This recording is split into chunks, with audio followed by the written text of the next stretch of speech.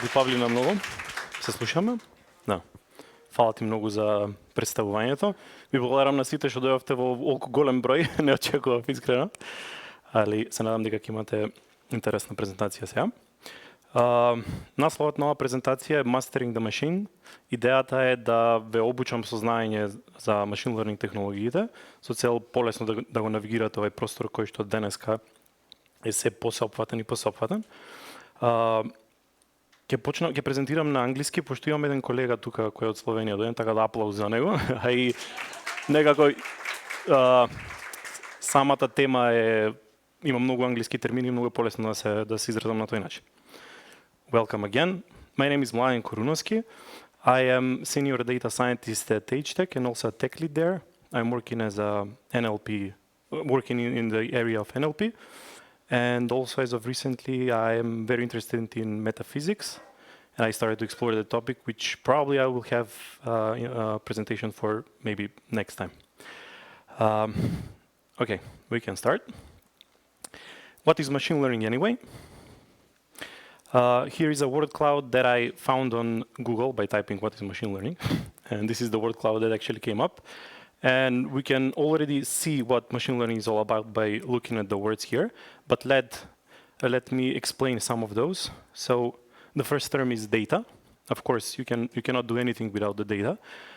Basically, the idea of machine learning is to utilize that data in a way such that you can do either predictions or uncover some structures, that you can do decision making later on, and so on and so forth.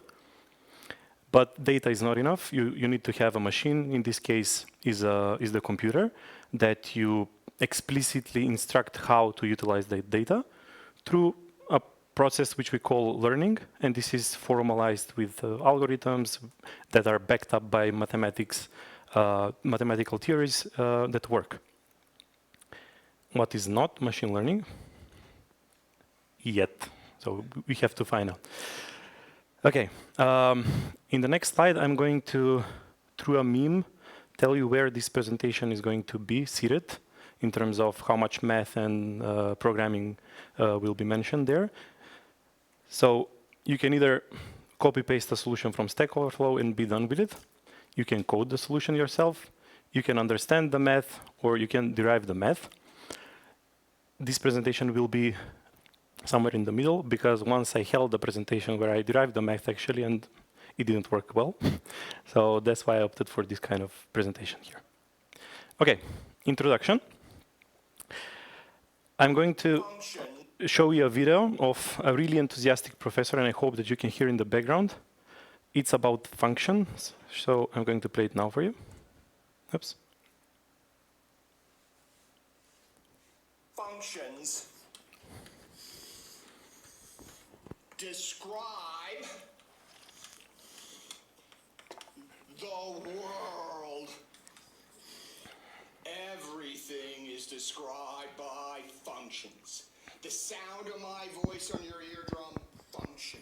The light that's kind of hitting your eyeballs right now, function. The entries you put in your random matrices, function. It's all function. Different classes in mathematics, different areas in mathematics study different kinds of function. High school math studies second degree one-variable polynomials. Calculus studies smooth one-variable functions. And it goes on and on. Functions describe the world. That's the video. But what are functions, actually?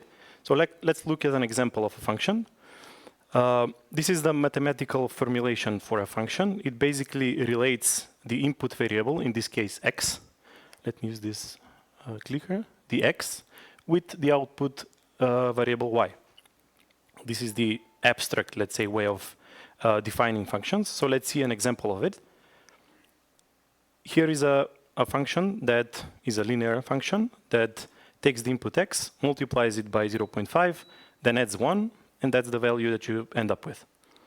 Now, if we are going to sample multiple values for x on the axis of minus infinity to plus infinity, plug it into this equation and calculate y, we'll end up with this line. This line is really simple. The parameters of these functions, which are 1 and 0.5, tell you a lot about this linear function. 1 basically tells you that it intersects the y-axis at 1, And 0.5 basically tells you that the slope is 0.5, which means it's a little bit downward oriented. It's not a perfect diagonal. So what the F does this have to do with machine learning? By the way, no pun intended. In machine learning, we have data, which is tuples. This is the basic form of machine learning. You have tuples, x's and y's, which if you plot them, they look like this. But I will lie you, if this is the data that we are working with, actually every data scientist's dream is to have this kind of clean data, but actually this is not what we have. This is the data that we have. But if you squint really hard, you can see still the line that goes through the middle. And actually, this is the formula of that line that we have to uncover. So we need to find the parameters, which in this case are θ1 and θ2. In our previous example, θ1 was 1 and θ2 was 0.5, which in this graph are exactly the same, but we need to find them. So how are we going to find them? And this is, by the way, linear regression that probably most of you know about. The way we find those parameters is, again, we take the data. By the way, we have recipe for this. We take the data. We take our model. Data is known. Our model is defined. What's not defined is a cost function. This is a new concept that we are introducing it here. A cost function is basically a function that measures how well a particular set of θ1 and θ2 perform. Let's say if we take 1 and 0.5, this cost function will give you a value, let's say 0.68. And this is the value behind that pair of parameters. Now we plug this into optimizer, which is SGD in this case, that will spit out the optimal parameters.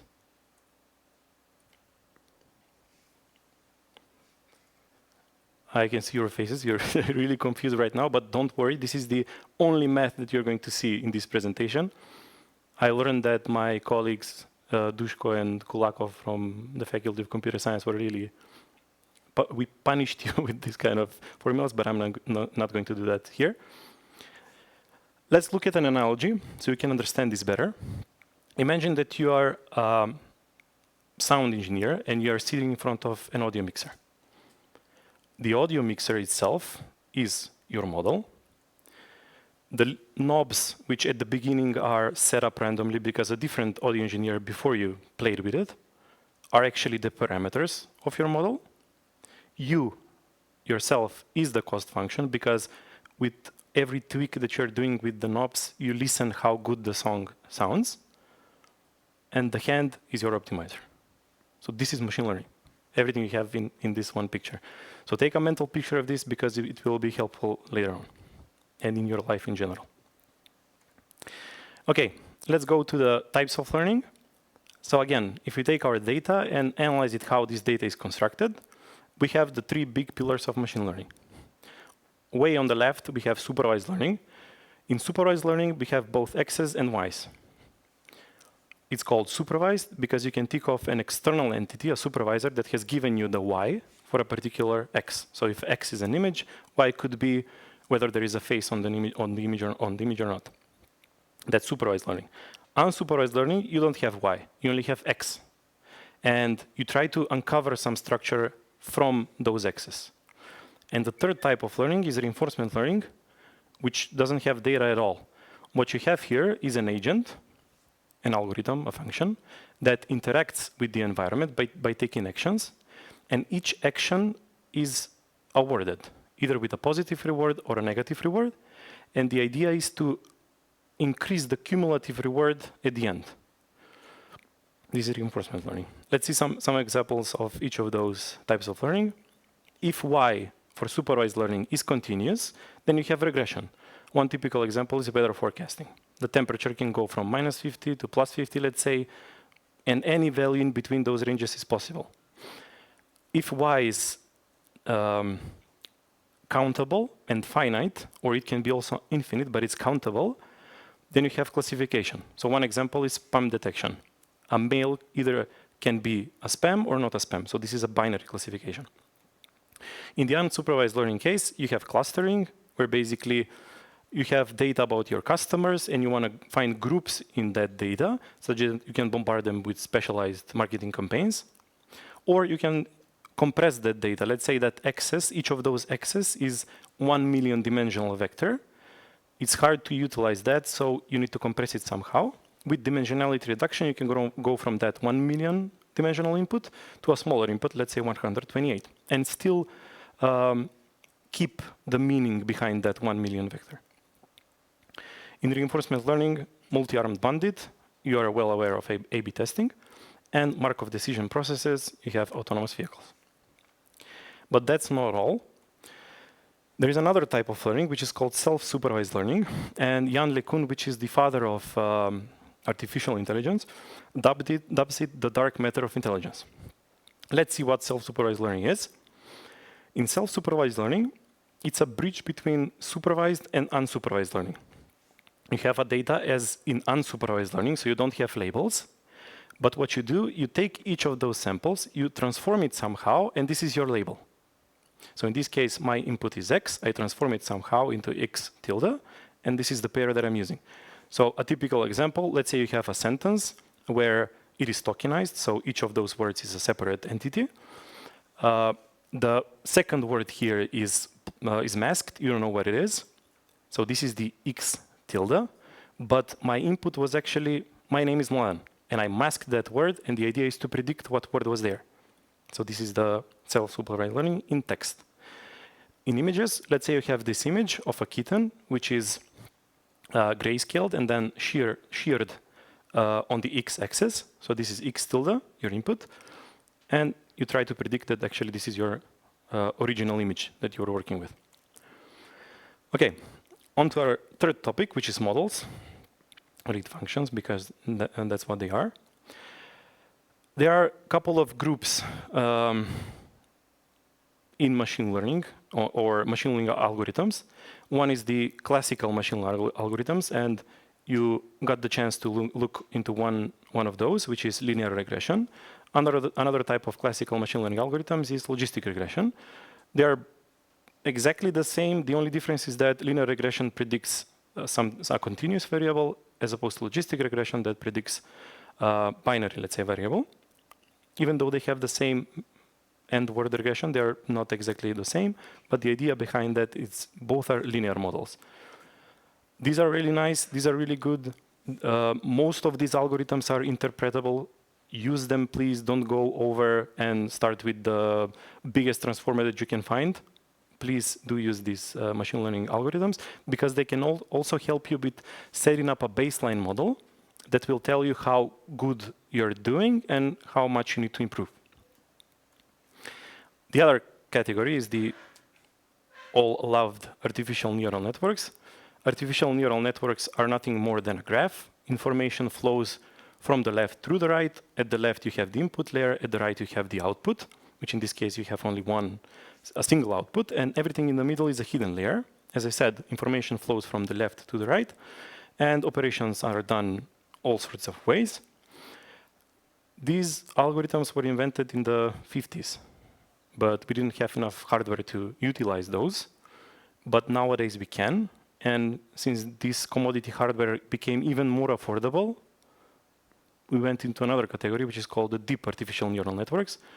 These are exactly the same. The only difference is that they are way deeper. And if we compare the ANNs on the middle with the one on the right, that's actually the network that you have. Deep artificial neural networks can have different flavors. They don't have to be, as we call them, vanilla neural networks. They can also have other operations. They can do other operations inside of them. For example, they can do convolution for processing images. They can do recurrent stuff for processing text, etc. Then sometime in the 2016, a paper from Google came out, which was called "Attention is All You Need," which basically introduced us to the transformer architecture. And whatever you come across nowadays is basically this architecture.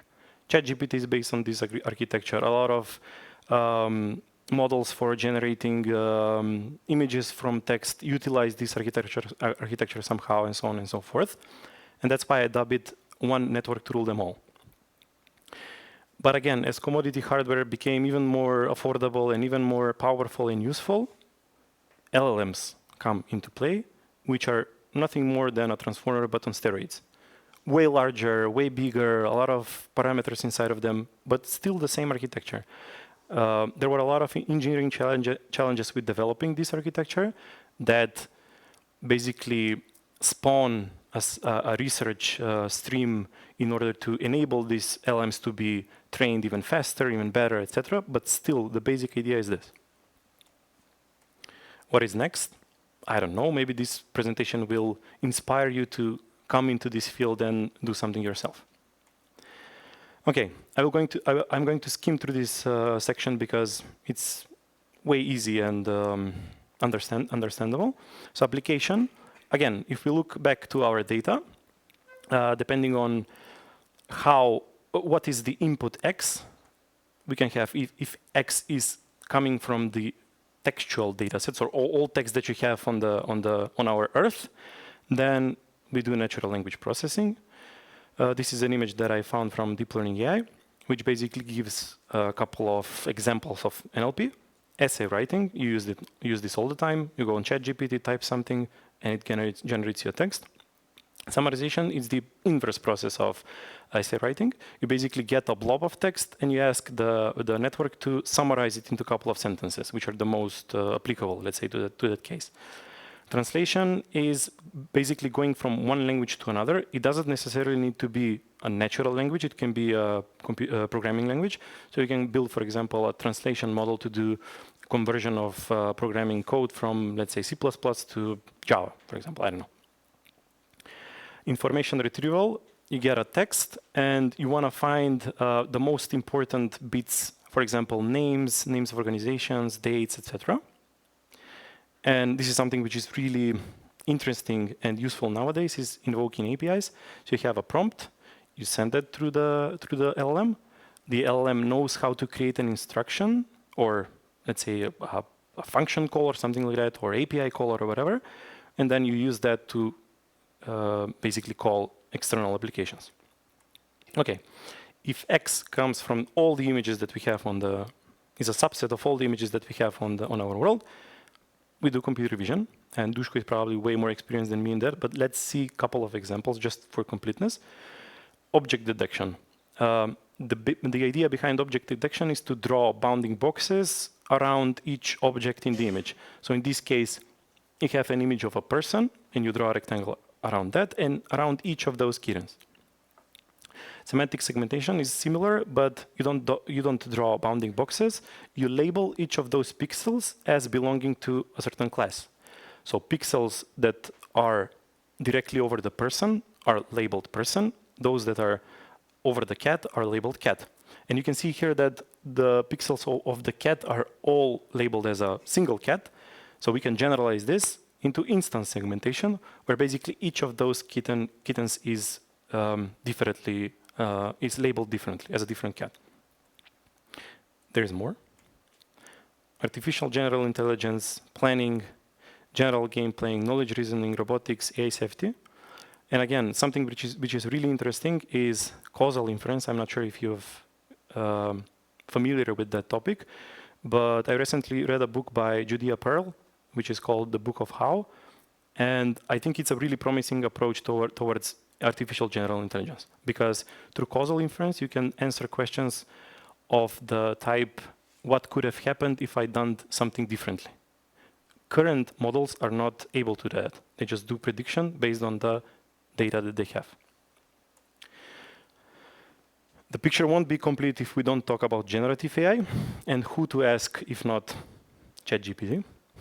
Hey ChatGPT, what is generative AI? Please be brief. I know if I didn't put that sentence at the end, I would need to create 10 slides to show you the answer.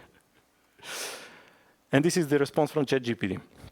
It says, generative AI refers to artificial intelligence systems that have the ability to create or generate new content, such as text, images, music, or other data, often by learning patterns and structures from existing data. It's used in various applications like language generation, image synthesis, and creative content generation. Two things strike out the most: language generation and image synthesis. So let's go over that. Language generation. Language generation is really similar to the problem that I described previously, which is we try to predict a word in a sentence, but we don't predict any word, we predict the last word. In text, you can generalize the concept of word into what is known as token, because tokens can be words, can be subwords, can be whole sentences, can be paragraphs, etc. And this is basically how the term next token prediction came about. So you're predicting the next token in a sentence. In this case, given peanut butter and, we try to predict jelly. But how are we going to do that? This is the transformer architecture that we had previously. I know that this graph is really cluttered, so I'm not going to work with this. Instead, I'm going to work with a really simple representation of it. In next token prediction, we don't need the encoder, so we can discard it. We only need the decoder. So how we approach the training of this network? At take one, we take peanut butter and we pass that through the network, and we get a dog as a word. This is not the word that we are looking for. It's actually jelly. And since it's not the same, if you go back to the analogy of tweaking the parameters, we start to tweak the parameters of the decoder architecture a little bit. Then in take two, we take peanut butter and pass it through the network, and we get jelly. Hooray. This is what we were interested in. And we do this over and over again for millions and millions of sentences. If we go back to the analogy of functions, to tell you that actually this is a function, peanut butter and is your input to a function that has the optimal parameters, which is the decoder, and you end up with jelly as prediction.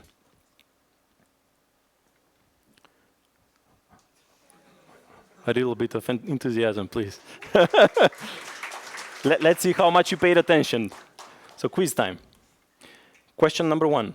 What kind of learning is employed in language generation? I'm going to reiterate the four, and you're going to raise your hand, okay? So we have supervised learning, unsupervised learning, reinforcement learning, or self-supervised learning. How many of you think it's supervised learning? How many of you think it's unsupervised learning? Okay. How many of you think that's reinforcement? What about the self-supervised learning? Okay. You're on the right path. Yeah, it's actually self-supervised learning. Don't be so shy. You can raise your hands. Nobody watches. Question number two. What kind of task is language generation? Let's make it easy. It's either regression or classification. Who thinks it's regression?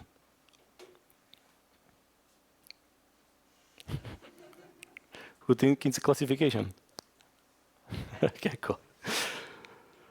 Yeah, it's classification because we have a countable set of words that can follow, that can be put in that place. That's why it's classification, even though it's a multi-class classification. This is an image from the Hugging Face webpage. It shows you how large these models are. I guess the Palm from Google, 540 billion parameters is not the biggest right now, but still gives you a perspective. GPT-2, which came out, I don't know, maybe less than 5 years ago, which is ancient times by this time scale, you can see how small it is as opposed to the largest one here. Okay, I'm not sure if you've seen this picture. This is called the pale blue dot, and the point you see there, let me use my clicker here, this point, that's Earth. That's the first selfie we've ever taken of ourselves. Hooray. I would like to use this image to draw an analogy of the data that we are using to train these beasts. So if we take this small pale blue dot as being the peanut butter and jelly sentence, then whole visible universe, which is 13 trillion tokens, is the data that we are using to train these models, which is way more than the planets we have in our observable universe, which are around 3 trillion. So we have a lot of data, and you can imagine that there is a lot of garbage in this data. Hopefully that's not the case for our universe. So how do we fix these problems that arise from training with such of unclean data. I mean, you can think of these models using Reddit, for example, as a training source, as a data source. So we take our pre-trained transformer decoder, the one that we got from the peanut butter and jelly example. We pass it through a step which is called instruction fine-tuning. Instruction fine-tuning is really similar to the step we had previously. The only difference is that the data set is constructed such that the prompt is, let's say, a question, and the output is an answer. So I'm not sure if you can see here, but the input is answer the following question, which is instruction. I'm instructing the model to do something. Can machines understand language? And the output of the model is machines' level of language understanding is limiting. So this is how we train or fine-tune these models in this step. We end up with the fine-tuned transformer decoder, and then we take this transformer decoder and pass it through another stage, which is RLHF, which stands for Reinforcement Learning from Human Feedback. This step, albeit the cool name, is really, it's hard to understand because it has its own model. It uses reinforcement learning to fine-tune this model through the proximal policy optimization technique, etc. But either way, this approach helps align the transformer such that it won't be racist, for example. It will align it with the human values. And we end up with the aligned transformer decoder. This, what you have at the end, is ChatGPT. Cool. Again, for completeness, this is the whole step. Let's go to the other case, which is image synthesis. In image synthesis, we have an image, which is, I'm not going to call it even an image, it's just a noise. And we need to pass this through a model to obtain this image of a cat. I don't like cat that much. It just came out in this presentation like that. So how do we do that? We use yet another model, which is the UNet. I'm not going to use this image here, but it's architecturally is really similar to the transformer. It still has an encoder part and a decoder part. In this case, we need both the encoder and the decoder. And this is how we proceed. So we take this image, which is clean, of a kitten, and we apply noise. Now, in this case, we ended up with 4 images with different level of noise. This is called the forward pass, and we store these images. I mean, I lie when I say we store these images because there are techniques to obtain these images on the fly, but let's think that we are storing them somewhere. Now, in the second step, we take the image with the most amount of noise, we pass that through the UNet to obtain an image with a smaller amount of noise. And if that output is not what we are looking for, we tweak the network a little bit. Then we go to the second step, which is again the same, and this is why we needed to store these images, because we need them in this step. Again, we pass that through the network, obtain an image which at the beginning probably is not what we are looking for. We modify the network a little bit and obtain the image that we are looking for, and so on and so forth until we obtain the clean image. This is called the backward process. Cool. Again, let's draw an analogy into the function space, function world. You have the noise image. This is an input to your function, which is in this case UNet, with the optimal parameters, and you obtain the noise. Actually, you don't obtain an image with a smaller amount of noise. What you obtain, as in this example, you obtain the noise, which you subtract from the original image that had higher amount of noise. Quiz time. The same question. What kind of learning is employed in image synthesis? Who thinks it's self-supervised learning? Okay, that's enough. It's self-supervised learning because, again, you take the image, which is clean, you apply noise, you modify it somehow, and you use that to come back to your clean image. What kind of task is image synthesis? Who thinks it's regression? No one? Okay. It's regression because theoretically the noise, it's not bounded. I mean, theoretically it's not bounded, but practically is. So it's a regression. Okay, I see that you don't like quizzes too much, so let's go on to the presentation. Project lifecycle. This is a really nice image from a machine learning engineering book by Andrei Burkov, and I highly recommend it for everyone who wants to dive deep into this field. Let's go over the project lifecycle. So we start with the business problem, and then having that business problem, we sit down with all the stakeholders and try to come up with a goal, what we need to accomplish. Once we have that goal, whatever that goal is, we go on and collect data. You will be lucky if, for example, the client gives you data. Otherwise, you have to go on and find data yourself. You can either go to public repositories and download data. You can scrape data.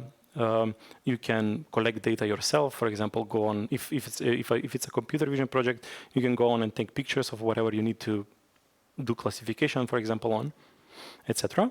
And then you store that data somehow. Maybe you can develop a whole automated pipelines to collect this data and store it in a warehouse or whatever, and also prepare it such that you can utilize it better. This is the first step. The second step is feature engineering. Feature engineering is important if you use classical machine learning algorithms. Otherwise, if you're using deep learning networks, you don't need to do this step because the networks themselves do feature engineering for you. So the network as a whole, the front portion of it, the beginning portion of it, does the feature engineering part, such that the last bit of the network can do the task easily. So for example, if it's a classification, it will classify the input image as easy as possible. But what the beginning portion of the network does is extracts features from that image. So there are nice articles on the internet, for example, how convolutional neural networks extract features from images, for example, for detecting face. If you plot each of the activations in each of those layers, you can, and by going deeper into the network, you can see how faces emerge from lines to square to circles to whatever, to eyes and noses, and at the end you have the face. When you have everything set up, you can go on and train your model. You take the data, you define your architecture, whatever it is, convolutional, recurrent neural network, transformer network, classical machine learning model, whatever. You have the data, you train the model, you optimize a function, etc. And you end up with an artifact, which is the model itself. And then you pass that model to the model evaluation step. Now, in the model evaluation step, hopefully, when you were defining goals, someone in the team or the stakeholder said that we should optimize for this, and whatever that this means. So, for example, I had the opportunity, for example, to work with people who are localization experts, and when we trained model for translation from one language to another, he said that he found a scoring metric, which is called blue RT, which was more appropriate for this case. And we used that to evaluate the model. Now, when you evaluate your model, you will get a value. Let's say 0.54. If this value is higher than a value that you expect, then you can go on into the model deployment stage. But if it's not, then you need to go back. How back are you going to go? Depends on different factors. So, for example, if the features were not engineered properly, you need to go back to the feature engineering step. Maybe the data was insufficient. You go back to the data collection and preparation stage. Or maybe you didn't define the goal properly.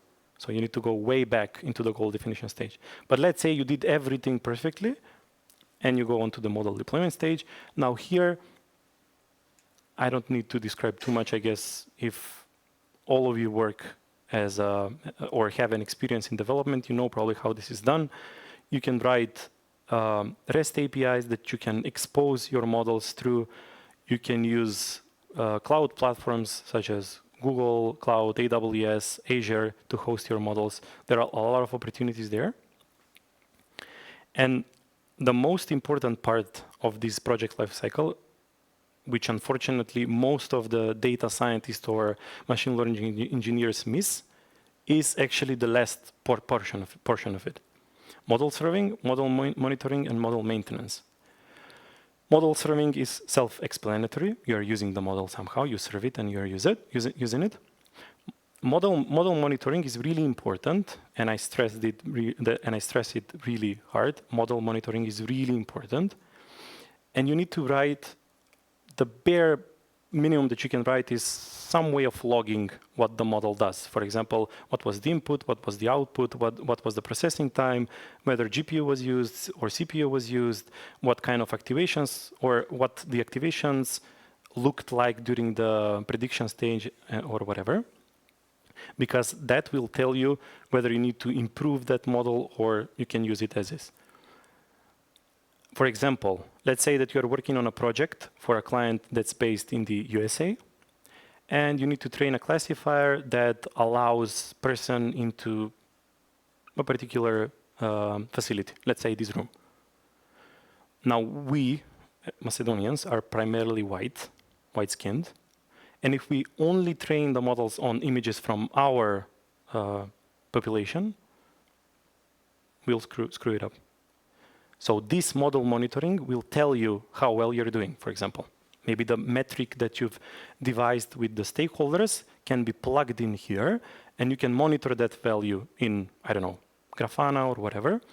And it will tell you, for example, that during a certain period of time, that metric is actually dropping.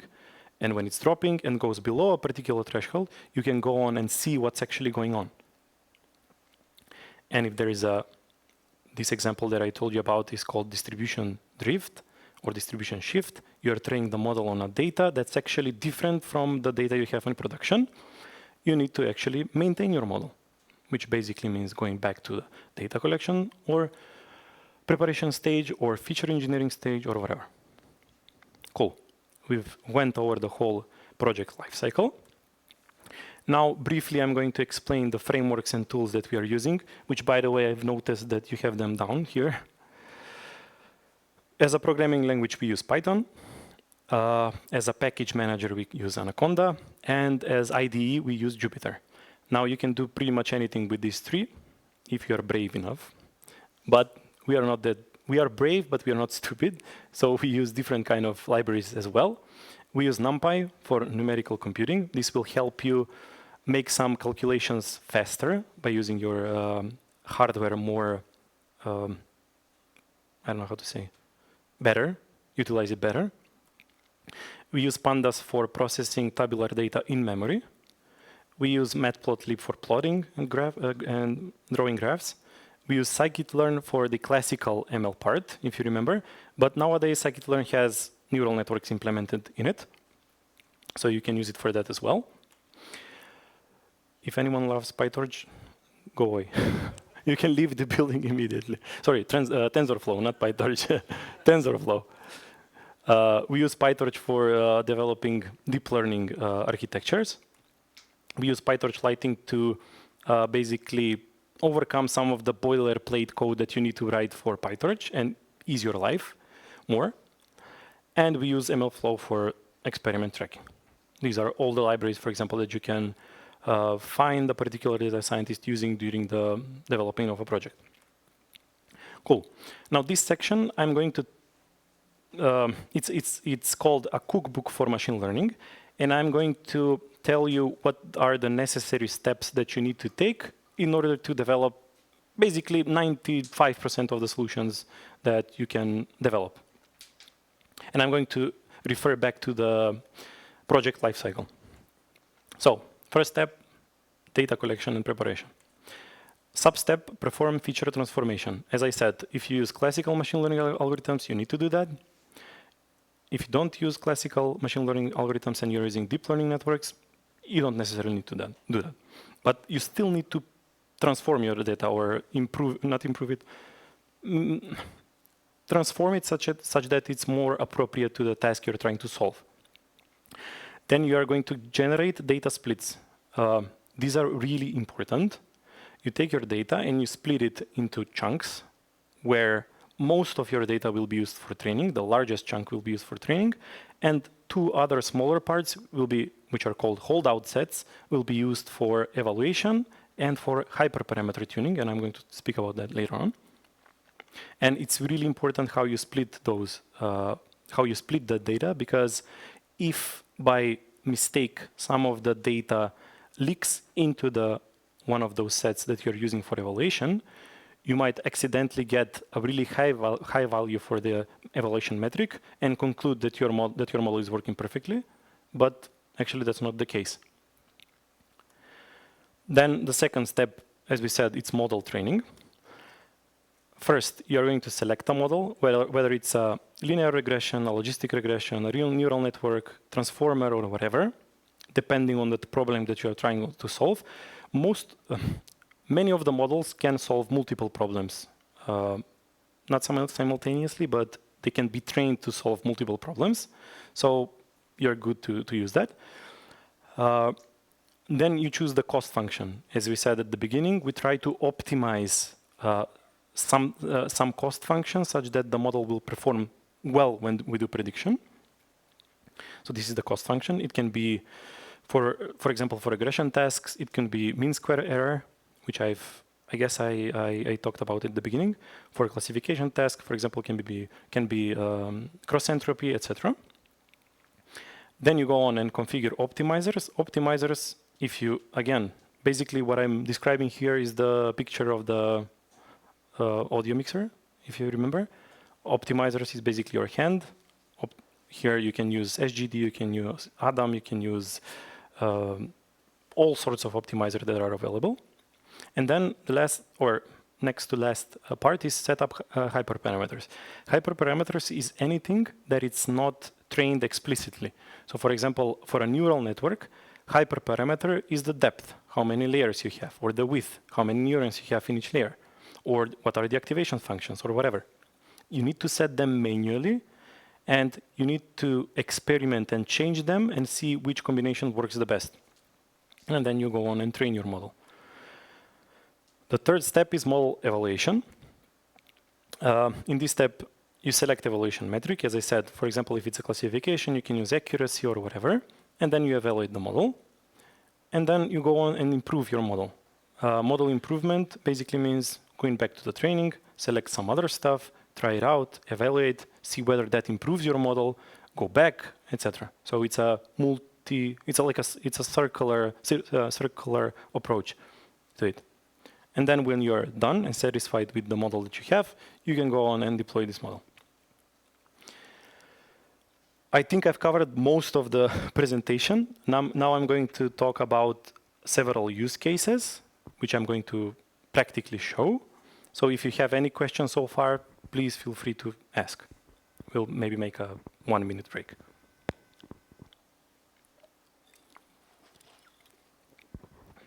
Jan has a question there. Cool. Okay, let's go to the use cases then. How many of you are familiar with Python and Jupyter? Maybe raise your hand so I can. Okay, cool. So a bunch of people, so I don't need to go over the intro to Jupyter notebook. I can go directly to the machine learning part. Now I'm going to show you 3 use cases. One is regression task, which is from the supervised learning domain. One is classification task, also from the supervised learning domain, and classification task from the unsupervised learning domain. These are really simple. They use scikit-learn as a library and are written in small amount of code. But the idea behind this is to show that even those kind of easy or approaches with a smaller amount of code can serve the purpose well. So let's start with the supervised learning case. By the way, let's go over briefly over what this is. This is Jupyter Notebook. It's an IDE, which is integrated into your browser. Jupyter Notebook works such that you have cells. So every one of these rectangles is a cell that basically can execute Python code if I type Shift-Enter. And the state of that calculation, or whatever it is stored within the session, and you can revoke it into another cell. So it's really easy to experiment with. So for example, if you have a long-running job to collect data, you can run a single cell, collect the data, and then experiment with the data that you have collected there. So it's really nice for experimentation, but only for experimentation. When you need to go to production, you need to shift to another place. But for presentational purposes, it serves the purpose well. So supervised learning, regression. Again, I'm going to use scikit-learn to show you how we approach the problems. So again, if you remember the cookbook previously, several steps.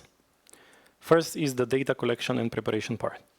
In scikit-learn, you have a module which is called datasets, which is loaded with different kinds of functions that you can use to download data from the web. One particular function is load diabetes, which basically downloads a diabetes dataset. That we are going to use it for this particular case. You can see the arguments here. So first, Shift-Enter to load actually the library, and then actually invoke the function to get the data. Arguments return x and y true means that I'm going to get the x, which is the input portion, and y, the output portion separately. And as frame, I am instructing the function to return the values as data frames, pandas data frames. If I execute this cell, I'm going to see how these data frames actually look like, which is a really neat feature of Jupyter Notebook. If I just write the variable and press Shift-Enter, it will plot the variable which is behind it. In this case, it's a Python data frame, so it's neatly displayed. So we can see that this data set in particular has 10 features: age, sex, BMI, BP, S1 through S6, and it has 442 rows. The y variable, on the other hand, is Python series, which is as a data frame but a single column. And for each of those 442 rows, we have a label. In this case, the label is continuous value. So we are doing regression. If you remember, we need to split the data. And for this, we have a function is in scikit-learn, which is train test split. If I execute it with a test size of 0.2, 20% of the data will be in the test, 80 in the train, and random state of 42 will be used for reproducibility. And if I'm going to, if I execute this cell, it will give me basically the shape or the dimension of the data frames. Cool. Now on to the second step, which is model training. Now for this, we need to select an architecture. Because we are doing regression, we are going to use a linear model with which is called ridge regression. Ridge regression is a linear regression model that has built-in regularization, but you don't need to worry about that. We select that model. We need to choose a const function. With scikit-learn, you don't need to do that because it's baked into the model itself. You just need to invoke the train function of the model, and everything is done for you. But, however, you need to configure, for example, optimizers. In this case, I'm going to use the SAG optimizer. Another thing that we need to do is set up hyperparameters. In this case, I'm going to set the alpha and max iteration. Again, you don't need to worry about what this means. If you're interested in this, you can go on and check the documentation yourself. The flow is more important for me to show you here. You set up hyperparameters, and then you go on and train your model. You first instantiate the ridge class, and then you call the fit function with the train, xtrain, the input, and the ytrain, the output. And now we have a trained linear regression model. Now, the third step was model evaluation. For evaluating this model, I'm going to use the mean square error function, and I'm going to plot the mean square error for both the train and the test set. And here you can see that both of them are the same, which shouldn't be the case, but we are going to change that later on. Our expectation is that in this case, mean square error for train would be lower as opposed to the test set, which in this case is, but the difference is not so high that should we expect.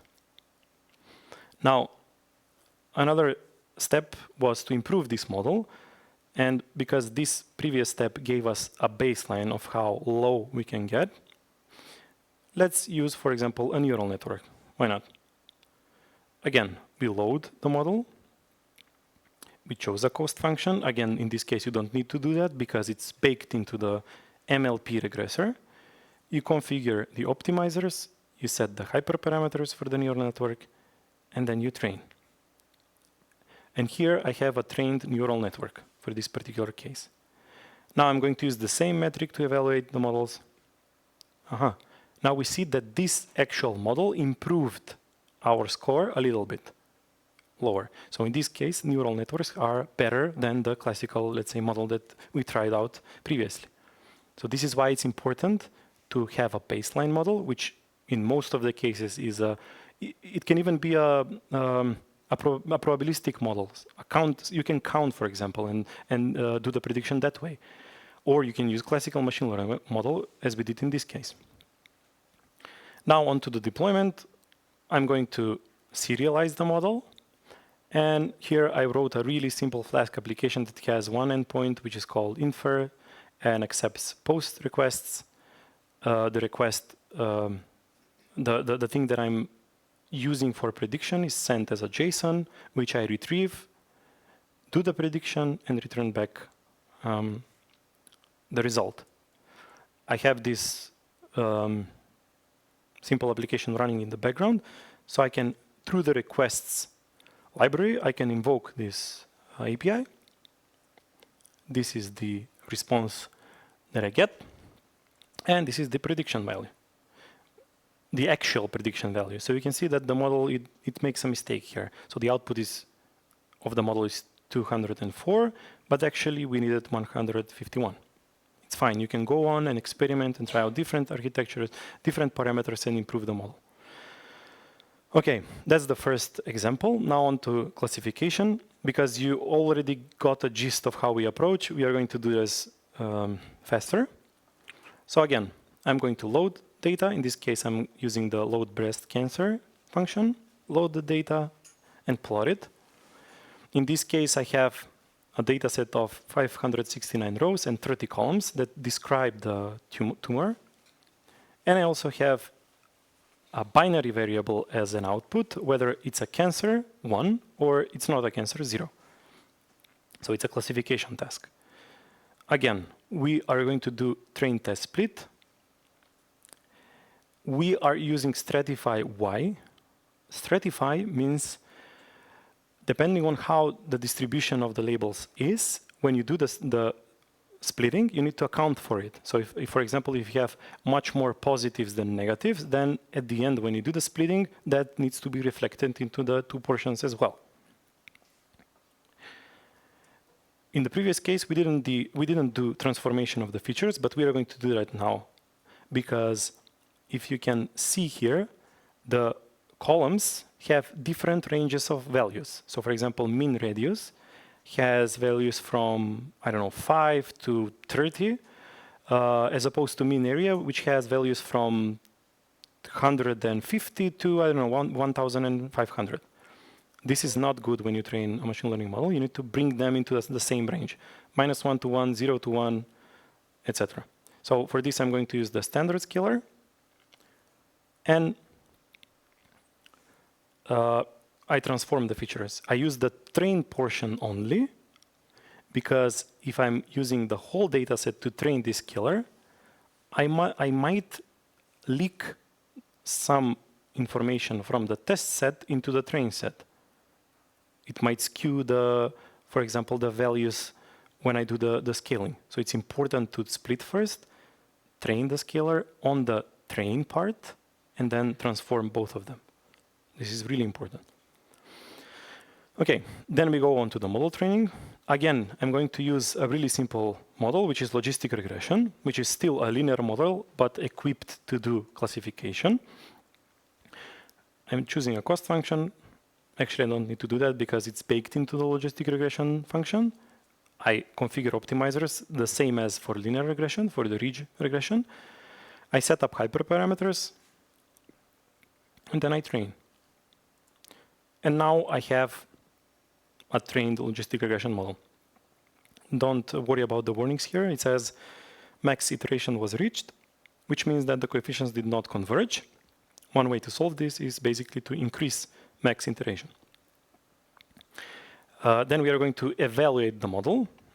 In this case, I'm going to use the accuracy of the model. Accuracy basically means how accurate the model is in terms of classifying the positives and the negatives all together. So if I plot the accuracy of the train and the test set separately, you can see here the thing that we are actually looking for.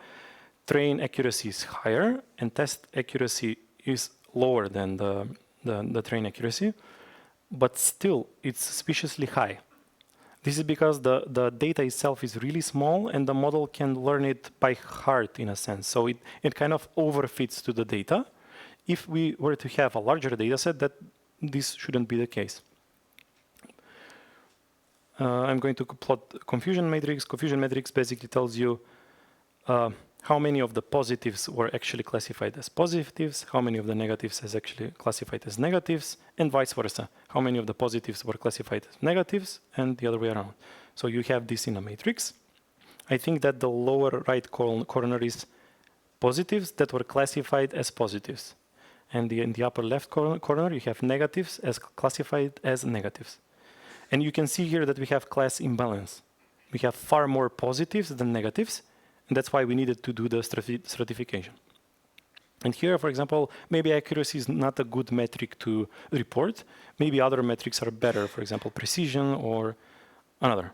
Or even weighted accuracy can help. For model improvement, again, I'm not going to go back and tweak the model, the hyperparameters. I'm going to use a neural network. Again, we configure the hyperparameters, the optimizers, then we train, and now we have a trained classifier. If we are going to improve this, evaluate this model, you can see that the train accuracy is way higher than the test accuracy, and this is this suggests that the model is overfitting. What overfitting basically means is that the model basically learns the train set by heart. It predicts the train set perfectly, but because it only predicts train set perfectly, it makes mistakes on the test set. So this is a really common problem in machine learning, and you can use different kind of techniques to overcome it. One is, for example, regularization. There are other techniques, but it's a more advanced topic, so I'm not going to go there. Again, for model deployment, I'm going to serialize both the model and the scaler, because now when I get input from invoking the API, the values there could be in any range. So I need to scale that and then pass it through the model. So I serialize that. I write again really simple Flask application that loads, deserializes both the model and the scaler, reads the input, first do the scaling, and then predicts and returns back the output. This is running in the background, and if I invoke it, here I can see that actually this model performs better. The prediction is 0, and the actual value was 0. On to our last example, which is unsupervised learning, and here we are going to do clustering. Again, data collection and preparation. This data set, load wine, is actually used for multi-class classification, but we are going to discard the Y altogether, and we are going to use only the input part to do clustering. We load the data and plot it, and here you can see there are 13 features of how a particular wine tastes. For example, is it alcoholic? How much is alcoholic? Ash, how much? I'm not a wine expert, so I don't know what these terms mean. But this is something that's really important when you're working on a problem. Please make sure to explore the domain better so you can understand what you're doing. So this is also important. You can either go research it yourself, and you can consult an expert in the field or whatever. Now we're going to perform feature transformation. Again, we are going to scale the features because they are on a different scale. We do that here. Now, here I'm going to use a technique for reducing the dimensionality such that I can plot these wines, and you can see them in two-dimensional space, how they look. And for this, I'm going to use PCA. Here I trained a PCA model, which stands for Principal Component Analysis, that basically finds in this case, the two axes where the data varies the most, And then when you project the data onto those axes, you get a clear picture of how the data looks. Let me plot the data for you. And here you can see how those vines look. Now you can it almost hints that there are 3 or 4 clusters. So there is one here, there is one here, and there is one in the middle. So using these kind of techniques to visualize the data into a lower dimensional space can help you decide how to approach the problem. So for example, for classification here, by looking at this diagram, I can already tell that I have to use, for example, if I use k-means, that k needs to be set to 3 or 4, something like that. So actually, this is what I'm going to do. I'm going to use the k-means algorithm. Again, I don't need to set a cost function. It does it for me. However, I need to configure the optimizers, set the hyperparameters, and then train. And here I have a k-means model that's already been trained on this data. And I'm going to evaluate the model. For this, I'm going to use the silhouette score, which basically tells you how well the clusters look like. Basically, it compares each value, each sample in each cluster, how close it is to the points inside it, and how far it is to the points that are not inside that cluster. And on average, it computes the metric, which is 0.28 in this case, which actually doesn't tell you too much. So there is a better approach that you can use to evaluate this model. I'm going to show you a couple of cells below. But first, let me see how these points look like after I've clustered them. Here you can see, for example, the clusters that they formed, color-coded. So we have 3 clusters, and the model separates them perfectly. Now, for model improvement, I'm going to use approach that I said before, which is called the elbow method. The elbow method, basically, for different values of k being the number of clusters, it tells you how big a certain metric is, which in this case it's the inertia value inside that k-means model. And if you plot this graph by varying k, you can already see why it's called an elbow method. Because you can think of this as an arm that stretches from here down here, and where the drop is the highest, this is the elbow. So our elbow here is around 3, 4, which was the qualitative, let's say, decision to use k equal 4, or sorry, 3. So elbow method will be more principled in choosing which k to use. And again, deployment, I'm dumping or serializing both the scalar and the k-means model. I have almost the same Flask application as before, and I'm going to test the API by invoking it. And in this case, for this particular input, I get that it belongs to the second cluster. Now, these clusters, I mean, you can cluster your data, but those numbers doesn't tell anything about it.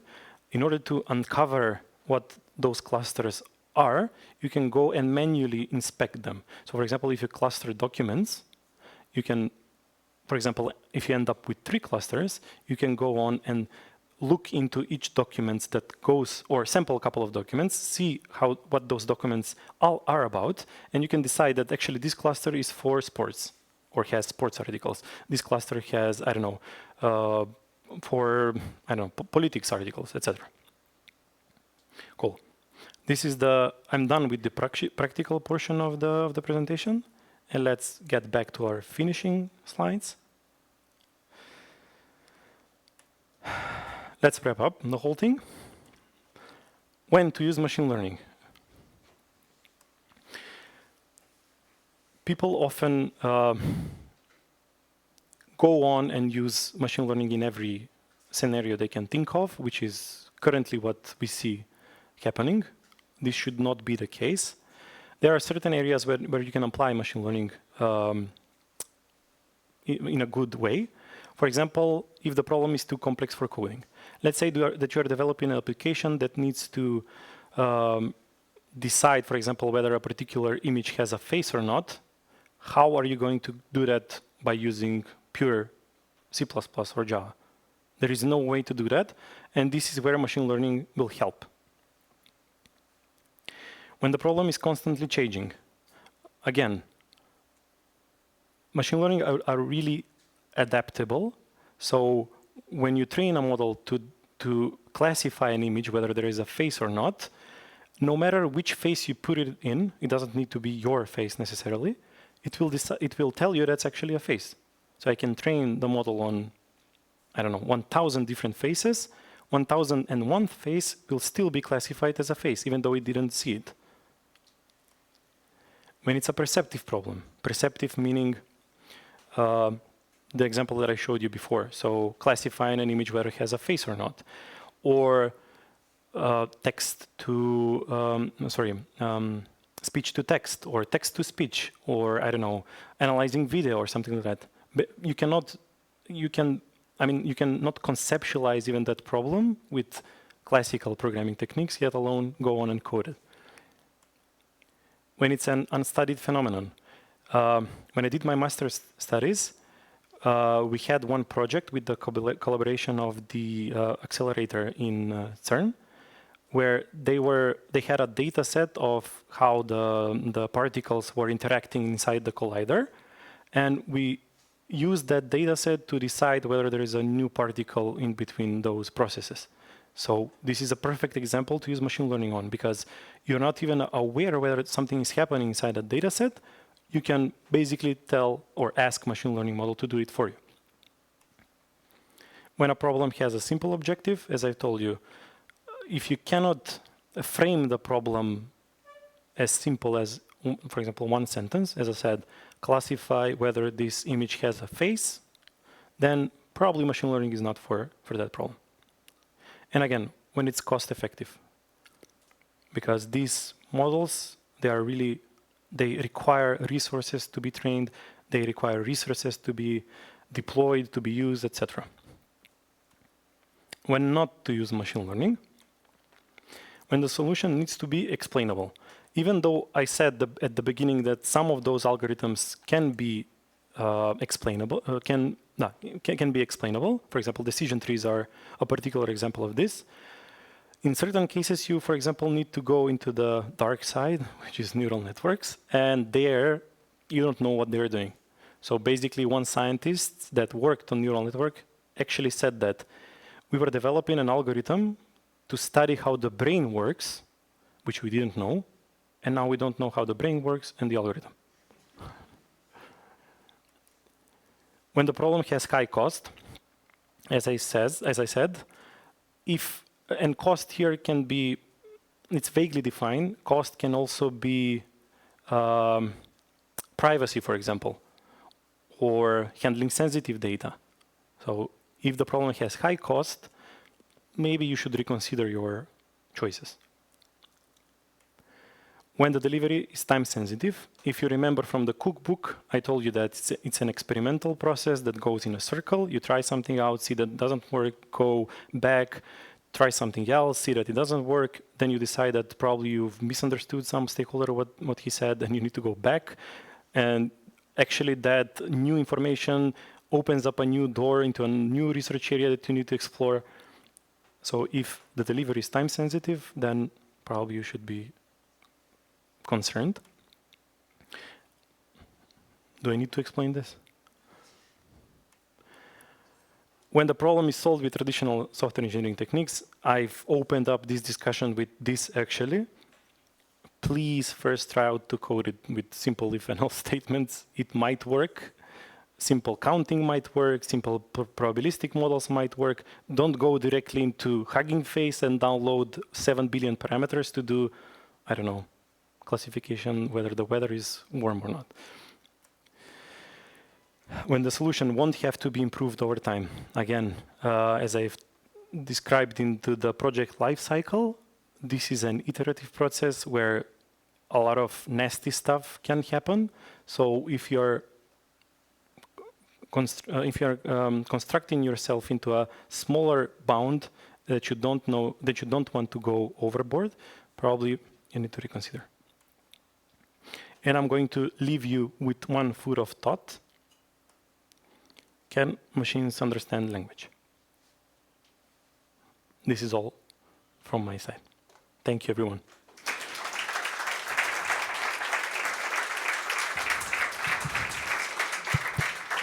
If you have any questions, feel free to shoot. Враження?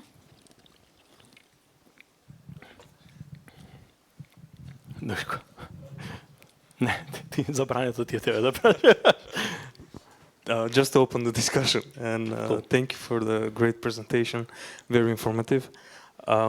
I just wanted to maybe add one step in your cookbook on how to train model, and that is the hyperparameter optimization step, which I found out to be very important the hard way, because setting the hyperparameters manually only works in tutorials and some never in real world. And if you make them correct the first time, it's like hitting the lottery.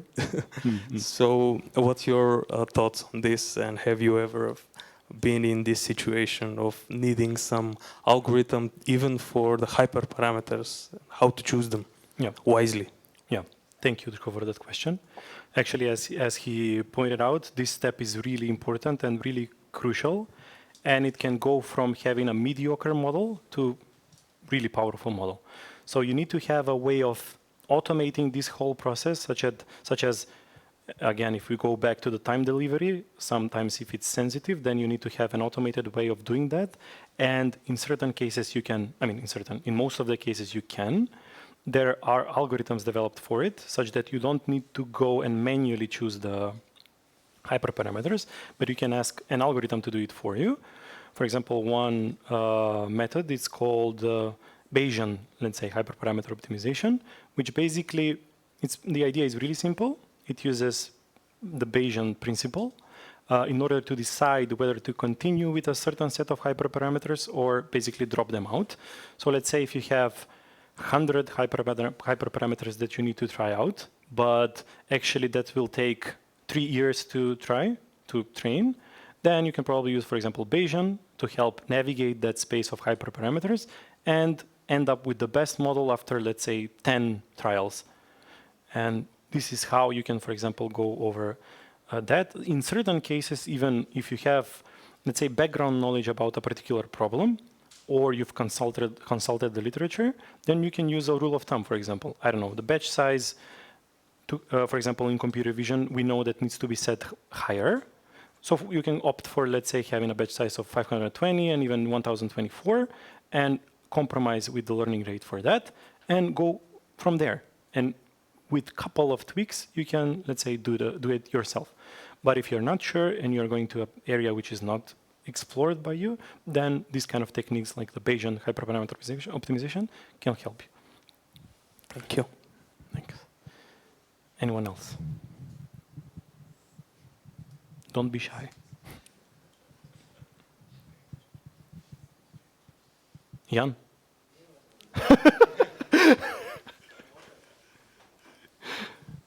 Okay, then knock yourself and have some pizza.